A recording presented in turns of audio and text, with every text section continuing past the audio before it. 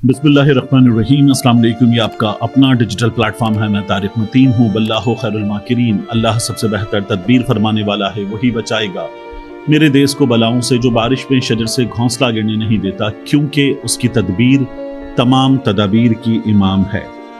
मुझे बहुत डर लग रहा है। इस वीडियो में मुझे यह एतराफ़ करना है कि मुझे और मुझ जैसे बहुत से लोगों को, मेरी उम्र 46 बरस होने वाली है। अगले महीने की 13 तारीख को मैं 46 बरस का हो जाऊंगा। अपनी उम्र के इन बेशतर बरसों में मैंने पाकिस्तान के बड़े बड़े न्यूज़ चैनल्स में काम करते हुए अपना वक्त, अपने करियर का एक बड़ा हिस्सा गुजारा। जियो न्यूज़ में, दुनिया न्यूज़ में, 92 न्यूज़ में, मोहसिन नकवी के चैनल 24 में, आप न्यूज़ में। मैंने न्यूज़ रूम में काम किया, खबरें पढ़ी, खबरें लिखी, खबरें प्रोड्यूस की, अखबार रोज़नामा दुनिया में और मुजीबुर रहमान शामी के अखबार में कॉलम लिखे, वेबसाइट्स पर ब्लॉग्स लिखे, और अब कुछ अरसे से मैं यूट्यूब पर वीडियोस बनाता हूँ। मैं और मुझ जैसे बहुत से सहाफ़ी जब यूट्यूब पर वीडियोस बनाते हैं तो हम कुछ खबरें जमा करते हैं, उनको पढ़ते हैं। कई दफ़ा हम कुछ दोस्तों से इन खबरों के सिलसिले में मालूमात लेते हैं और मालूमात लेने के बाद एक वीडियो कंपाइल करते हैं। उस वीडियो का एक थंबनेल बनाते हैं, 2-4 चटपटे से जुमले लिखते हैं। हम में से जो लोग नवाज़ शरीफ को सही समझते हैं वो नवाज़ शरीफ के हक़ में बात करते हैं, जो लोग इमरान खान को सही समझते हैं वो इमरान खान के हक़ में बात करते हैं। इसी तरह इसका उलट होता है कि उनके खिलाफ बात करते हैं, और कुछ लोग बिलावल भुट्टो जरदारी की जमात के हक़ में भी बात करते हैं। हम सहाफ़ी ये काम कर रहे हैं और यही काम हमारा मीडिया करता है। हमारी मीडिया पर काम ज़रा मुख्तलिफ अंदाज में होता है। यूट्यूब पर काम करने वाले निस्बतन आज़ादी के साथ काम कर लेते हैं। पाकिस्तान के चैनल्स का हाल मुख्तलिफ है, उन्हें शायद ज़्यादा डर लगता है। ये डर है किस चीज़ का? ये डर है कुछ ऐसा हो जाने का जिसके बारे में मुझे और हर पाकिस्तानी को ये यकीन है कि ये नहीं होना चाहिए, लेकिन ये डर है कि ये हो जाएगा। ये डर गुज़श्ता कुछ अरसे में बढ़ता चला जा रहा है। ये डर अपने पाकिस्तान के लिए है, ये डर अपने लिए है, अपने जैसे लोगों के लिए, अपने भाइयों के लिए है। ये डर कुछ हो जाने का डर है, ऐसा कुछ कि जो नहीं होना चाहिए। आज जब मैं आपसे मुखातिब हूं तो 10 तारीख है, अक्टूबर की 10। 11 कल मंजूर पश्तीन का जरगा है। मंजूर पश्तीन के उस जरगे से पहले ज़िला खैबर में वहाँ 3 लाशें गिर गईं, दर्जन भर लोग गोलियों से जख्मी हो गए, और उस जरगे पर रियासती पाबंदी जब मंजूर पश्तीन की जमात पे लग गई तो फिर उस जरगे पर पाबंदी है और रियासत अपना काम कर रही है। मंजूर पश्तीन मोहसिन नकवी को मुखातिब करके अपना पैगाम दे रहा है कि तुम जर्नैलों के ग़ुलाम हो, तुम डॉलरों के ग़ुलाम हो, तुम और तुम्हारे आका डॉलरों के ग़ुलाम हैं, और ये जो जंग तुम लोगों ने जारी रखी हुई है, ये जंग बंद होनी है। वो ये कह रहे हैं कि हमारा जरगा पुरअमन है। ये सिर्फ हमारा जरगा नहीं, तमाम पश्तूनों का जरगा है। मंजूर पश्तीन ये बात कर रहे हैं। वो अपनी बात के आखिर में लिखते हैं, सब याद रखें, तुम लोगों की पश्तूनों पर जुल्म जबर लूट मार तो हमने बंद करना ही है, मगर जो हरकतें बलूचिस्तान से लेकर खैबर पख्तूनख्वा तक कई दिनों से किए हैं, वो जर्नैलों समेत विफाक और सूबे सबके साथ इसका हिसाब किताब पख्तून ज़रूर करेंगे, और हाँ, पख्तून जरगा ज़रूर करेंगे इंशाअल्लाह। ये मंजूर पश्तीन ने लिखा है। वो डर जो मुझे लग रहा है वो सिर्फ मंजूर पश्तीन की बातों का नहीं है। मंजूर पश्तीन कौन है? कुछ अर्सा पहले ये नाम कोई भी नहीं जानता था, और अब ये नाम पूरे पाकिस्तान में नहीं, दुनिया भर में लोग जानते हैं। मंजूर पश्तीन हुआ, अली वज़ीर हुआ, इनसे पहले मोहसिन दावड़ हुआ। मोहसिन दावड़ शायद अपना रास्ता बदल गया है, मुमकिन है मेरी ये राय भी गलत हो कि वो अपना रास्ता बदल गया है। लेकिन मंजूर पश्तीन कौन है? हमें बाज़ जगहों पर यह बताया गया कि ये एक बागी सोच का नौजवान है जो मज़ीद बागी पैदा कर रहा है। ये दुश्मनों के हाथ में आला कार बन सकता है, लेकिन अपना बच्चा है। ये अपना बच्चा है, इसको हम सीने से लगाएंगे, साथ लेकर चलेंगे। ये हमने अफवाज पाकिस्तान के तर्जुमानों से भी सुना, और ये हमने पाकिस्तान के साबिक़ वज़ीर आज़म अडियाला जेल में मौजूद इमरान खान से भी सुना, जिन्होंने कहा था कि इनको मेन स्ट्रीम में लाएंगे और हम अली वज़ीर के ख़िलाफ़ भी अपना कैंडिडेट खड़ा नहीं करेंगे, और ये हुआ भी था। अब मंजूर पश्तीन इस वक्त इस हुकूमत में मौजूद लोगों के लिए जो रियासत के फ़ैसले कर रहे हैं अपने कुछ दोस्तों के साथ मिलकर, इस वक्त एक कलदम जमात का सरबराह है और वो रियासत को चैलेंज कर रहा है। जबकि दूसरी जानिब پاکستان تحریک انصاف ہے، فضل الرحمان کی جماعت ہے، ایک بہت بڑا طبقہ فکر ایسا ہے جو یہ کہتا ہے کہ ریاست غلط کر رہی ہے، منظور پشتین کے ساتھ غلط کیا جا رہا ہے، ان کے جرگے کے ساتھ غلط کیا جا رہا ہے۔ وہ پرامن لوگ ہیں، انہیں بولنے کی اتنی ہی آزادی ہے جتنی بولنے کی آزادی کسی بھی پاکستانی کو پاکستان کا آئین دیتا ہے۔ اب ان حالات میں خیبر پختونخوا کے ایوان میں اراکین نے جو تقاریر کی وہ خیبر پختونخوا کی حکومت سے بالکل مختلف تھی۔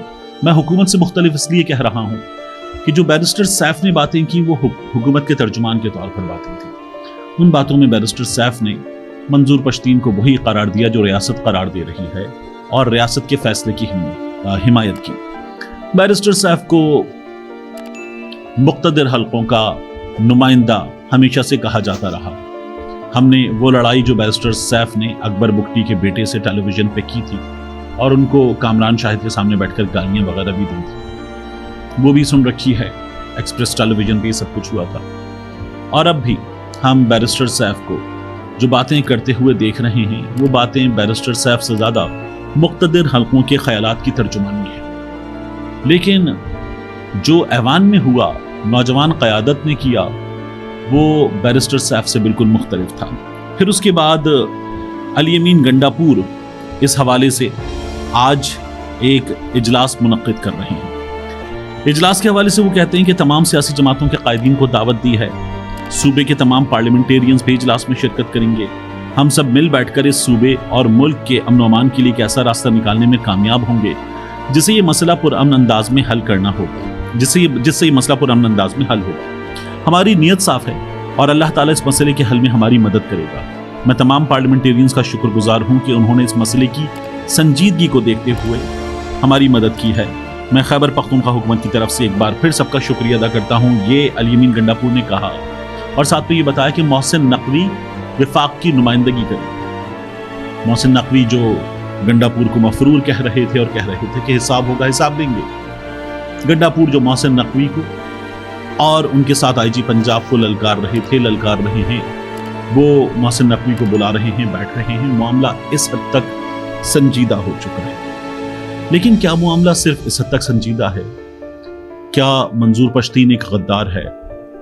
وہ نوجوان جس کے آس پاس، جس کے ایونٹس میں ہم نے نوجوانوں کو کھٹک ڈانس کرتے ہوئے، ترانوں پر جھومتے ہوئے، نعرے لگاتے ہوئے دیکھا ہے، وہ نوجوان غدار ہے؟ اس کے ساتھ موجود ہزاروں نوجوان غدار ہیں؟ کیا یہ سب غدار ہیں؟ کیا ہم سب غدار ہیں؟ نہیں، ایسا نہیں ہے۔ منظور پشتین کون ہے؟ منظور پشتین وہ ہے، ایک تحریر میں پڑھ رہا تھا جس میں لکھا ہوا تھا کہ منظور پشتین پر آپ کا غصہ بجا ہے، آپ اپنے ملک اور فوج کی محبت میں منظور اور پی ٹی ایم سے نفرت کر رہے ہیں، آپ کی نیت پر شک کی ذرا بھی گنجائش نہیں، لیکن مسئلہ یہ ہے کہ آپ چیزوں کو ذرا مختلف اینگل سے دیکھ رہے ہیں، خود کو رد عمل کی نفسیات سے تھوڑا باہر لائیں۔ پی ٹی وی اور نصاب نے ملک کا جو تاثر آپ کے ذہن میں بنایا ہے اس سے 2-4 انچ ہٹ کر سوچیں۔ سیکیورٹی اور ملٹری اسٹیٹ کی بجائے ملک کو ایک پروگریسو، ویلفیئر اور ڈیموکریٹک ریپبلک کے طور پر دیکھنے کا خواب دیکھیں۔ منظور پشتین جو مطالبات اس نے اٹھائے ہیں، کوئی بھی جمہوریت پسند ان مطالبات کی نفی نہیں کر سکتا۔ منظور ان بے بس اور بے زبان پشتونوں کی زبان بنا ہے جو چیک پوائنٹس پر اپنی عزت نفس کے قتل اور ضلالت کو اپنے مقدر کا لکھا سمجھ بیٹھے ہیں، جن کے گھر مسمار کر دیے گئے تھے، جن کے اپنوں کو غائب کر دیا گیا تھا، ان کو منظور نے سمجھایا کہ یہ جو آپ کے ساتھ ہو رہا ہے یہ ظلم ہے اور خلاف آئین ہے۔ منظور نے پہلی دفعہ انہیں احساس دلایا کہ آپ کو آپ کے انسانی حقوق اور آئینی حقوق سے محروم کیا جا رہا ہے۔ منظور پشتین نے کیا دیکھا ہے؟ منظور پشتین نے دیکھا ہے کہ پرویز مشرف ہوں یا اس سے پہلے ضیاء الحق کا دور ہو، ہم پڑوس میں ہونے والی جنگ اپنی سرزمین پر لے آئے، اور جو لوگ اپنی سرزمین پر جنگ لے آئے، شاید جنگ میں پھٹنے والے بم ان کے گھروں پر نہیں پھٹے، منظور پشتین کے گھروں پر اور منظور پشتین جیسوں کے گھروں پر پھٹے۔ شاید جنگ میں پھٹنے والے بموں سے ان کے جسم، ٹانگوں سے، ہاتھوں سے محروم نہیں ہوئے، لیکن منظور پشتین اور منظور پشتین جیسے ہزاروں منظور پشتین، ان کے بھائیوں کے، والد کے، رشتہ داروں کے جسم کبھی ہاتھ سے کبھی ٹانگ سے محروم ہوئے، کبھی وہ مکمل طور پر زندگی سے محروم ہو گئے۔ اس نے اپنے گھروں میں بم پھٹتے دیکھے ہیں، اس نے اپنے گھروں کو ملیا میٹ ہوتے دیکھا ہے، اس نے اپنے لوگوں کو، اپنی ماؤں کو، بہنوں کو، بیٹیوں کو، لوگوں کو آئی ڈی پیز بنتے ہوئے دیکھا ہے۔ اپنے گھر چھوڑ کر اپنے ہی جیسے ہم وطنوں کے درمیان کیمپوں میں جا کر آئی ڈی پیز کی زندگی گزارتے ہوئے دیکھا ہے۔ تو آج جس تلخی کا وہ اظہار کر رہا ہے، اس تلخی کا اظہار کرنے کا اس کے پاس حق ہے۔ یہ حق میرے پاس نہیں ہے، آپ کے پاس نہیں ہے۔ یہ حق منظور پشتین کے پاس ہے، کیونکہ جو اس پہ بیتی ہے وہ مجھ پہ، آپ پہ نہیں بیتی۔ جو ان خواتین پہ بیتی تھی جو حیدرآباد میں قلعے سے نکلی تھیں اور انہوں نے ہاتھوں پر، سروں سے اوپر قرآن اٹھائے ہوئے تھے، وہ مجھ پر، آپ پر نہیں بیتی۔ جو کراچی میں آپریشنز میں لوگوں پر بیتی ہے، وہ بہت بڑی تعداد میں پاکستان کے شہریوں پر نہیں بیتی۔ تو کیا اس کا یہ نتیجہ ہے کہ ہم ان تمام لوگوں کو غدار قرار دیتے ہیں؟ نہیں۔ لیکن بات یہ ہے کہ کیا ان تمام لوگوں نے کبھی کوئی جرم نہیں کیا؟ کیا ان تمام لوگوں نے کبھی کوئی گناہ نہیں کیا؟ کیا بھی ہوگا تو ریاست کیا کرتی ہے؟ کیا ریاست اپنے ایسے شہریوں کو غدار قرار دے دیتی ہے، سزا دیتی ہے، یا انہیں مین اسٹریم میں لاتی ہے، زندگی کا دھارا اس میں شامل کرتی ہے اور ان کو ساتھ لے کر چلتی ہے؟ میں دنیا بھر میں ایسے حالات سے جوجھتے شہریوں کو دیکھوں تو مجھے یہ نظر آتا ہے کہ جلد کرے یا دیر سے کرے ریاست ایسے لوگوں کو گلے لگاتی ہے اور گلے لگا کر ساتھ چلنے پر مجبور ہوتی ہے۔ تو ہمارے ہاں یہ کام کرنا پڑے گا، خیبر پختونخوا میں کرنا پڑے، بلوچستان میں کرنا پڑے، کراچی میں کرنا پڑے، لیکن یہ کام کرنا پڑے گا۔ ہمیں اپنے لوگوں کو ان کا حق، ان کی آواز دینی ہوگی۔ نہ صرف ان کی آواز دینی ہوگی بلکہ ہمیں ان کی آواز بھی بننا ہوگی، کیونکہ وہ اس تمام صورتحال میں باقی تمام شہریوں سے بہت پیچھے رہ گئے۔ یہ یہاں ہے، باقی شہری یہاں ہیں، وہ کہ باقی شہری بھی باقی دنیا کے مقابلے میں کسی بہت اچھی جگہ پر نہیں ہیں، لیکن یہ لوگ تو بہت پیچھے رہ گئے۔ اور ان پیچھے رہ جانے والوں کو ہم غدار کہیں، ہم یہ کہیں کہ جو تم نعرہ لگاتے ہو، جو ہم نے بھی شاید بہت غلط کیا ہے کہ ایک وقت تک نہیں سمجھا، لروبر یو افغان، اگر میں صحیح تلفظ اس کا ادا کر رہا ہوں، ہم یہ کہتے ہیں کہ شاید یہ افغانستان کا حصہ بننے کا نعرہ لگا رہے ہیں، لیکن وہ تو یہ بات کرتے ہیں کہ یہاں وہاں افغان سب ایک جیسی صورتحال سے دوچار ہیں۔ ان کے نعرے کا تو شاید مطلب کچھ اس طرح کا مطلب ہے، یعنی افغانستان میں بھی بم پھٹتے ہیں، افغانستان بھی جس صورتحال سے دوچار ہے۔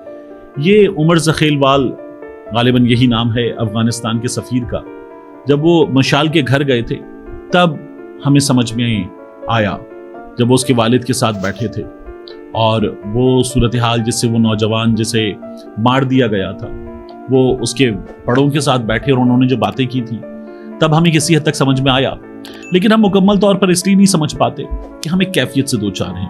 آج ایک بار پھر جب میں یہ کہتا ہوں مجھے ڈر لگ رہا ہے، تو دیکھیے میں عمر ملک ہوں، ایک سیاسی جماعت کو درست سمجھتا ہوں اور اس کے لیے ترانے لکھتا ہوں، تو گھر واپس آتا ہوں والد کی بیماری پر، مجھے اٹھا لیا جاتا ہے، مجھے ڈر لگ رہا ہے۔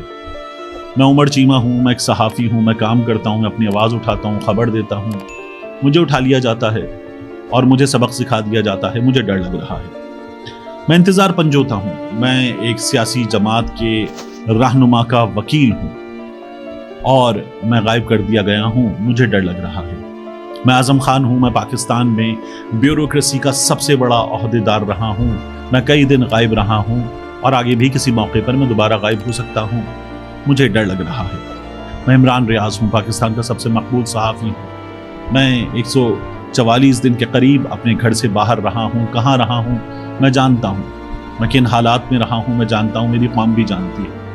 اور اب ایک بار پھر میں جن حالات سے دوچار ہوں مجھے ڈر لگ رہا ہے۔ میں تو حج پر بھی نہیں جا سکا ہوں، میں اسد طور ہوں، میں تلخ باتیں بھی کرتا تھا، میں اپنے انداز میں کرتا تھا، لیکن اپنے گھر پر میں اپنے ملک کی ایجنسی کے لوگوں کے ہاتھوں سے پٹا ہوں، ہڈیاں توڑوا بیٹھا ہوں، مجھے ڈر لگ رہا ہے۔ میں متی اللہ جان ہوں، اور میں اپنی اہلیہ کے اسکول کے باہر سے اٹھا لیا گیا اور چکری کے پاس چھوڑ دیا گیا. اس دوران مجھے کچھ سبق سکھایا گیا. مجھے ڈر لگ رہا ہے. میں ارشد شریف شہید ہوں، اور جب میں کہتا ہوں میں ارشد شریف شہید ہوں تو ہم سب ارشد شریف شہید ہیں، جس پر پاکستان میں زندگی تنگ کی گئی. پاکستان سے باہر ایک دوست ملک میں تھا تو وہاں سے بھی نکلوا دیا گیا، اور اس کے بعد اس دنیا سے نکلوا دیا گیا. مجھے ڈر لگ رہا ہے. میں سلیم شہزاد ہوں، میں پاکستان کا شہری، پاکستان کا صحافی، پاکستانیوں کی آواز ہوں. میری لاش ایک نالے سے ملی تھی. مجھے ڈر لگ رہا ہے. میں حامد میر ہوں. میرے جسم میں کچھ گولیاں اب بھی کہیں پیوست ہیں. مجھے اب بھی ڈر لگ رہا ہے. ناظم جوکھی ہوں. میں ایک ایسی صورتحال پر کہ جس کو رپورٹ کرنا چاہتا تھا، اس کو رپورٹ کرنے کی پاداش میں جان سے جا چکا ہوں، اور اب بھی ایسی ہی حالات سے دوچار ہوں. مجھے ڈر لگ رہا ہے. میں عزیز میمن ہوں. میں جان سے جا چکا ہوں. میں ایک سیاسی جماعت کو تنقید کا نشانہ بنا رہا تھا، ان کی کچھ خبریں دے رہا تھا، لیکن اب میں نہیں ہوں. مجھے ڈر لگ رہا ہے. میں شاندہر ہوں. میں اس دنیا میں نہیں ہوں، اور مجھ جیسے تمام شاندہر ڈر رہے ہیں. مجھے ڈر لگ رہا ہے. کیا ہم اس چیز سے ڈر رہے ہیں کہ ہم دوبارہ شاندہر بن جائیں گے، ناظم جوکھیو بن جائیں گے، عزیز میمن بن جائیں گے، ہم سب ارشد شریف بن جائیں گے، ہم سب سلیم شہزاد بن جائیں گے؟ نہیں، ہم اس بات سے نہیں ڈرتے کہ ہم سب یہ بن جائیں گے، کیونکہ ہمارا ایمان ہے کل نفس ذائقۃ الموت. مگر بات یہ ہے کہ ہمیں یہ جو ڈر ہے نا، یہ اپنے ملک کا ہے، حالات کا ہے. یہ جو بہت بڑی تعداد میں لوگ اپنے غم و غصے کا اظہار کرتے ہیں، ان لوگوں کے ریئیکشن کا ہے. اس ریئیکشن میں جب کوئی بھی کچھ بھی کرتا ہے تو جو اس طرف ہے وہ بھی میں ہوں، اور جو اس طرف ہے وہ بھی میں ہوں. جب میں ڈی چوک پہنچنے کی کوشش میں ادھر سے کھڑا ہو کے پتھر مارتا ہوں تو اس پتھر کو کھانے سے جس کا سر پھٹتا ہے وہ بھی میں ہوں. اور اس طرف سے جب ربر بلٹ چلتی ہے اور ایک جسم پر 9 ربر بلٹس کے نشان ہوتے ہیں تو وہ بھی میں ہوں. مجھے اس صورتحال کا جو نتیجہ ہے اس سے ڈر لگ رہا ہے. مجھے ڈر ہے کہ جو یاسمین راشد کے ساتھ ہوا، یہ جو عالیہ حمزہ کے ساتھ، صنم جاوید کے ساتھ، طیبہ راجہ کے ساتھ ہوا، مجھے اس کا ڈر ہے. جو کل مریم نواز شریف کے ساتھ ہوا تھا، مجھے اس کا بھی ڈر ہے. جو آگے ہو سکتا ہے مجھے اس کا بھی ڈر ہے. اور اس ملک میں ایک ایسا شہری ہوں کہ جس نے ان تمام تر حالات کو دیکھتے ہوئے بھی اس ملک کے اپنے جیسے شہریوں کی آواز چوری کر لی ہے، ان کا حق چوری کر لیا ہے. اور اب میں ڈر رہا ہوں کہ یہ حق اگر انہیں اگلے کچھ دنوں میں ایک ممکنہ تبدیلی کے بعد واپس مل جائے گا تو میرا کیا ہوگا. مجھے ڈر لگ رہا ہے. یہ پورا ملک، اس میں موجود ہر شخص، خواہ وہ پاکستان کے طاقتور ترین عہدے پر ہو یا وہ پاکستان میں مظلوم ترین شہری بن کر کسی زندان سے باہر آیا ہو، اس وقت ڈر رہا ہے. اس ملک کے بارے میں جب باہر دنیا بات کرتی ہے تو وہ دنیا بھی ڈر رہی ہے کہ اس ملک کا کیا بنے گا. اس ملک کے پاس وہ طاقتیں ہیں کہ وہ طاقتیں اگر یہ ملک نہیں سنبھال سکے گا تو ہمارا کیا بنے گا. ہمیں بہت سنجیدگی کے ساتھ اپنے ان حالات کے بارے میں سوچنا ہوگا، اس ڈر کے بارے میں سوچنا ہوگا، اور ہمیں ڈرنا ہوگا. مجھے آپ کو ڈرنا ہوگا اللہ رب العزت کی ذات سے. مجھے آپ کو ڈرنا ہوگا اس ملک کے آئین سے. مجھے آپ کو ڈرنا ہوگا اس ملک کے قانون سے. ہم سب جب اس ملک سے باہر جاتے ہیں تو ہم انسان بن جاتے ہیں. ہم اپنے ملک میں ایئرپورٹ جاتے ہوئے سگنل توڑتے ہیں. ہم اپنے ملک میں ایئرپورٹ جاتے ہوئے لین کی خلاف ورزی کرتے ہیں. ہم پارکنگ ٹکٹ کی خلاف ورزی کرتے ہیں. ہم ایئرپورٹ پر جس وقت اترتے ہیں تو وہاں پر بھی گاڑی کس جگہ کھڑی کرنی ہے اس کی خلاف ورزی کرتے ہیں.